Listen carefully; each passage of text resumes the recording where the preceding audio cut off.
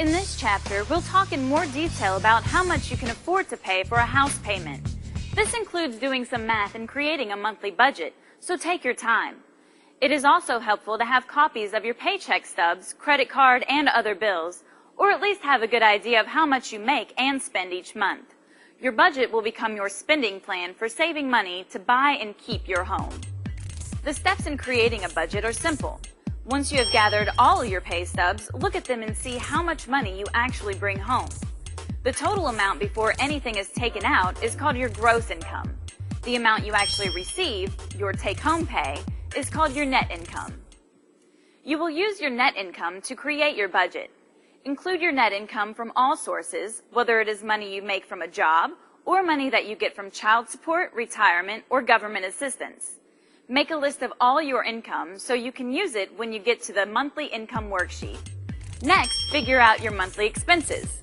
An expense is anything you spend money on. This will include everything from rent to food to clothes, even how much you spend for lunch money.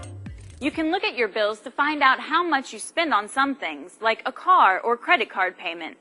For things like groceries or haircuts, use your receipts or just estimate how much you spend. If you aren't sure, you may want to keep a record of all your expenses for a month so you will have a better idea of where you spend your money. Make a list of all your expenses so you can use it when you get to the monthly expenses worksheet later in this chapter. Once you know your income and your expenses, subtract how much you spend from how much you make. The difference is called your discretionary income, which means you can spend it on whatever you want or save it to use toward buying your home. If your expenses are more than your income, you have a problem called a deficit. That means you are spending more money than you make. If you have a deficit, there are things you can do to fix the problem. You can look at your expenses and decide on which things are wants and which things are needs, and either stop spending money on some things or at least lower how much you are spending on others. There are 4 kinds of expenses that you will read about on the next page.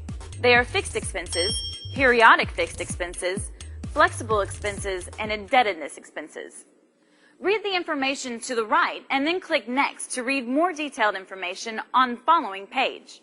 It will help you decide which of your expenses go in which categories.